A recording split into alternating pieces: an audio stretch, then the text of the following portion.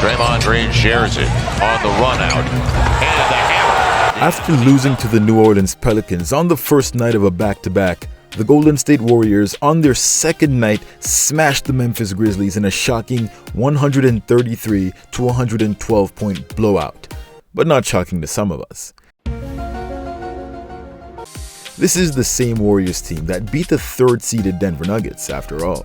They did make a small adjustment against the Pelicans, which saw them struggle the entire game and eventually finish with a tiny but significant 4-point loss, which has some folks scratching their heads, but some of us aren't scratching. The Pelicans were a 16-win team and weren't exactly motivated to win a whole lot of games. The Warriors had the tools to win, and they showed that in the follow-up game against a more difficult 21-35 record Grizzlies team. Throughout the ups and downs, the wins and losses, there is one thing that has remained consistent, however, and that's 23-year-old Gui Santos.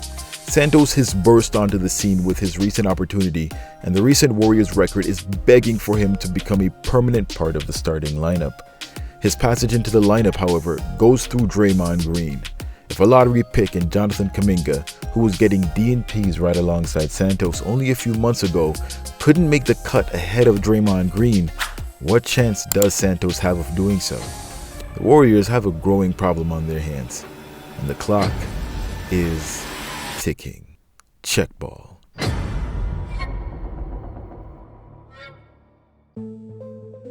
The Golden State Warriors' win over the Memphis Grizzlies might spell the end of Draymond Green's career as Stephen Curry's #1 sidekick. While Jimmy Butler had been attempting to occupy that slot, his recent injury ensured that didn't happen. This is likely one of the most under-discussed reasons why it's been so tough for the Warriors to find a second option. Whomever the Warriors sign would have to be able to fit next to Draymond Green. The trade for Butler was done in order to facilitate a trade for Durant back to Golden State, but since that didn't happen and Butler fit so well next to Curry, the team did its best to make it work, knowing full well the conflict this posed. They were expecting to sign a shooter as they need 4 shooters around Draymond and landed on a player who likes to use the paint instead. The ability of Jimmy to play with and without Steph Curry, however, the fact he's content with playing second fiddle and raising the Warriors' floor meant that they got a great consolation prize that, while not ideal, could give them an opportunity to compete in the playoffs. So where did that leave Draymond Green? With Green's declining numbers year over year, this is starting to somewhat paint a picture. But the numbers alone don't tell the whole story. The Warriors game against Denver, which we covered, was a bit shocking, but there was one thing that stood out. The Warriors were hitting their shots. They didn't hit them in the Pelicans game, but they started hitting them again against the Grizzlies. To be more precise, the Warriors hit 21 of 52 threes against Denver, 11 of 45 against New Orleans, and 19 of 46 against the Grizzlies. But it wasn't just that they were hitting these shots. What mattered was why they were hitting these shots. Last night the shots didn't go in, we lost, but the process did feel better in both the Denver game and tonight in terms of creating advantages and ball movement and rhythm. So yeah, that's the formula for sure. The process. That's what changed between the game the team lost and the games the team won. This is Steve Kerr softly acknowledging the obvious. This team plays 2 very different brands of basketball with and without Draymond Green.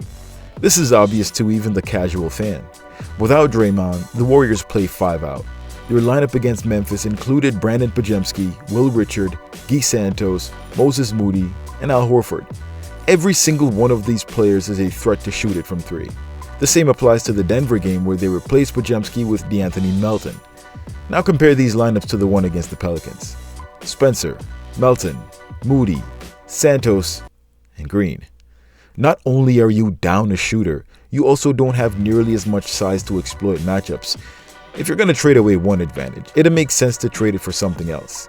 In this case, you're just giving up 2 valuable team characteristics with one position by putting Draymond in the lineup. You lose floor spacing, causing teams to double your other players, and you also lose a rim protector. Let's see how this works in practice. This clip of Draymond puts what I've said into perspective on the offensive end. For Draymond to work in the motion offense, guys have to be constantly cutting and moving, even more than usual, because Draymond doesn't move with the ball.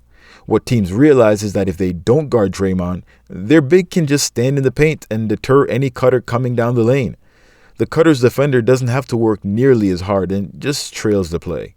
Since DeAndre Jordan is sagging so far off of him, he takes up the real estate to get closer to the basket, which is the right move.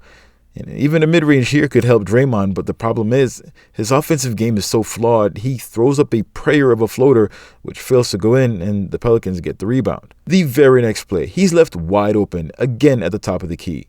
This is the classic example of why his lack of offense is such a problem. Without his offense, he just becomes a distributor, and the opposing team just has to figure out who he's going to pass it to. Again, his offense is heavily reliant on guys cutting. This is primarily the reason why Steve looks for guys to do those small things. If you're not cutting when Draymond has the ball, the offense becomes the exact opposite of a motion offense. So at the moment, he has to wait for someone to cut. So even before the play develops, GP2 cuts and leaves Poole weak side. This was actually so that Pods could pass it to him for a reverse layup, but the timing was off. Pods instead finds Draymond, the only other open teammate to keep the ball moving. Draymond hits GP2 with the pass, but Poole covers the ground. The problem here is that even if Poole didn't get back in time, DeAndre Jordan, the man guarding Draymond, is standing right there. When Draymond is on the floor, there is always one player in the paint. This makes it just about impossible to have a second player on the floor who doesn't have a reliable outside shot. A mid-range could work, but that's obviously frowned upon, and Draymond doesn't have that in his bag anyway. That second man is able to double-team any Warrior.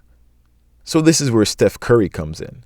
Steph has to carry those two defenders on the perimeter. Draymond's presence requires Curry on the floor, and that's the only way that the motion offense works with him.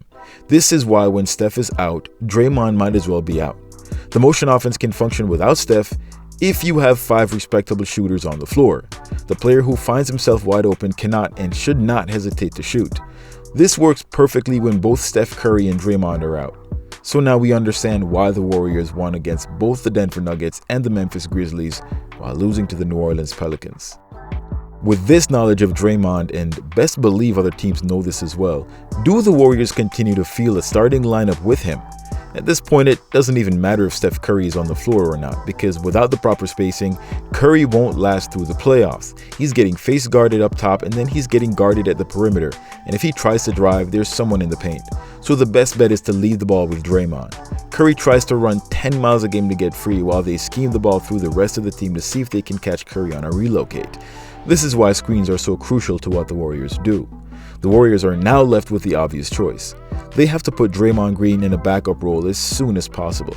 This, of course, comes with its own set of problems, not the least of which being that they just shipped off the most talented player they had on the roster who would have been able to replace him at the 4 in the lineup. With JK traded to the Hawks, that leaves Gui Santos. At this juncture, Santos is more than capable of being the team's starting power forward. Not only is he capable and ready, this is the perfect opportunity to earn his next contract.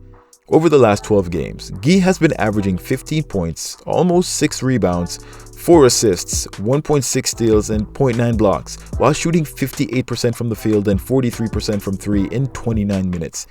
Yeah, that's Jonathan Kuminga at the top of the ranking we're about to discuss, but over the past month, Gui Santos is the 10th ranked forward in the entire league, ahead of Markkanen, Anunoby, and Kevin Durant. The production he's giving outranks and outweighs multiple players considered all-stars. This is the player that the Warriors are likely going to bench for a 36-year-old Draymond Green struggling with back issues. If he can't handle the regular season, there's just no way he'll be able to handle the postseason. Not having Draymond on the floor also resulted in what I'd like to call the equal opportunity offense. Without Steph as the focal point, players are less concerned about taking a shot. This led to 8 players being in double figures in the win over Memphis. While it won't always look like this, being able to have players step up offensively when necessary allows the Warriors to win with their strength in numbers tactic.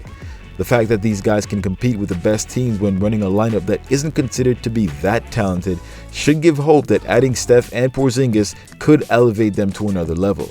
The problem is, however, that Porzingis was brought in to allow Draymond to remain in the Warriors starting lineup. Those 3 shooting centers weren't brought in for Steph Curry. Those guys were brought in to maximize Draymond's window. This is why when it comes to the conversation of what they do with Draymond, the franchise has no desire to make any adjustments. Not from the front office, not from coaching. It's a difficult conversation to have, but the time to have it is now. The move to bring Draymond off the bench should be made as soon as possible. Otherwise, these wins in Steph Curry's last few years will be all for nothing. The cost of Draymond has long outweighed the benefits. Kevin Durant, Jordan Poole, Jonathan Kuminga, and now Gui Santos may be next in line to get ushered out by Clutch.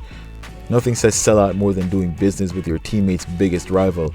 Draymond has made it no secret where his loyalty lies. It makes no sense to let him continue while selling the fans a lie. They either lose with him or win without him. Let me know your thoughts on Draymond's role with the Warriors. Should they make this move, or should they continue business as usual, running the offense through Draymond? Is 12 games not enough to start Santos? Post your thoughts in the comments below. Thanks for watching. Till next time, swish.